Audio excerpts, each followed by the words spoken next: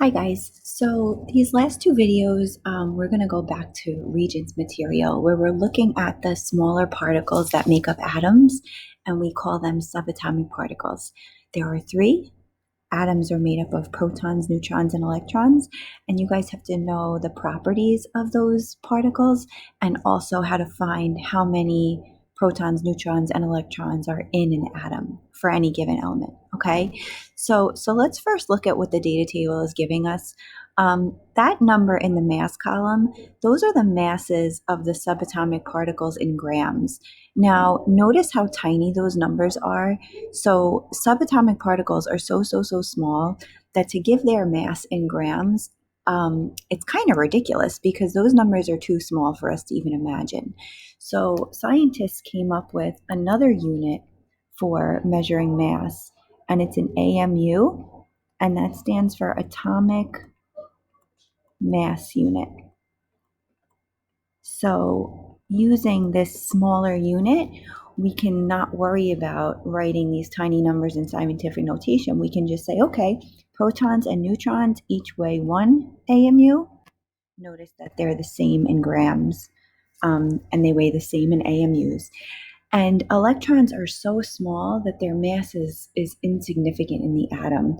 You would need almost 2,000 electrons to equal to 1 AMU, 1 proton or neutron. So we're going to say in AMUs, the mass of an electron is 0. Okay. Charge, protons are positive, neutrons are neutral, and electrons are negative. Location is where we find these particles in the atom. So the protons and neutrons are both found in the center or the nucleus. And the electrons are found in the orbitals. So they're kind of flying around the nucleus. Okay. As far as like figuring this out without a simulation, without building the atom and making sure your mass and charge are correct, you need to be able to look at the periodic table and say how many of these particles there are. So the number of protons is always the same as the atomic number. The atomic number is the identity of the element. It comes from the number of protons, and the number of protons is never allowed to change. Okay. The neutrons, you kind of have to calculate. So an atom's mass comes from its protons and its neutrons together. So if you take the mass and you subtract the atomic number, you're getting rid of the number of protons. So you're left with the number of neutrons. And we're going to talk about this in the next video. Even though there are masses on the periodic table, certain atoms can have masses that are different than what's written on the periodic table. So the number of neutrons can fluctuate even if they're atoms of the same element. But again, we'll talk about that in the next video. For electrons, so atoms are neutral, meaning their positive and their negative charges have to equal each other. So if you know the number of protons, you know the number of electrons. Same as protons. And that's if it's an atom. And we'll talk about what something is called with a charge, not an atom. But we'll talk about that later on in this video.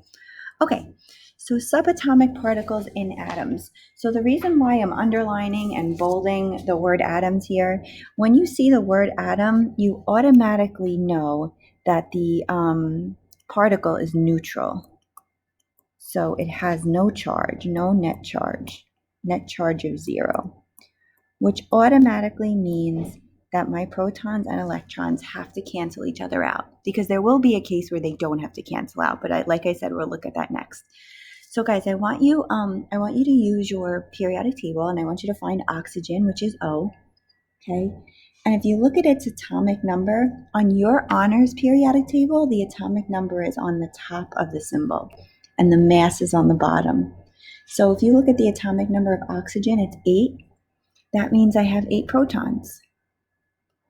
And if my protons and electrons have to cancel each other out, then I also have 8 electrons. My neutrons is my mass minus atomic number. So guys, for these examples, if you look at the mass on the periodic table, you'll notice that they're not like nice whole numbers. You can just round them to the nearest whole number. Oxygens happen to be 16. What is 16 minus 8? 8. So it just so happens here that the neutrons are the same as the protons and electrons. I need you to understand, though, that that's not always the case. That's a coincidence here.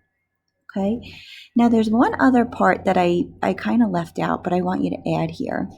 Even though the atom as a whole has no charge, sometimes you're asked about the nuclear charge. And the nuclear charge means you're looking at just what's in the nucleus. So in the nucleus, I have protons and neutrons. And of those particles, which one has a charge? The protons. And what charge do the protons have? Positive.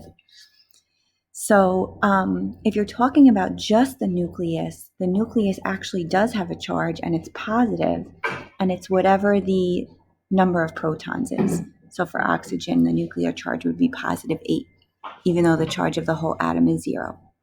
Okay? All right, let's find copper next.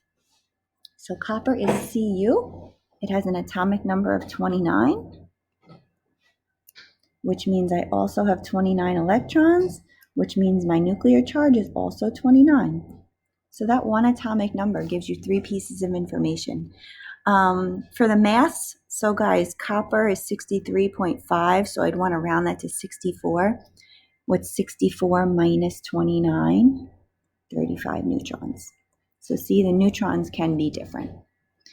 All right, I'm going to let you do potassium on your own, and then we're going to get into drawing Bohr diagrams.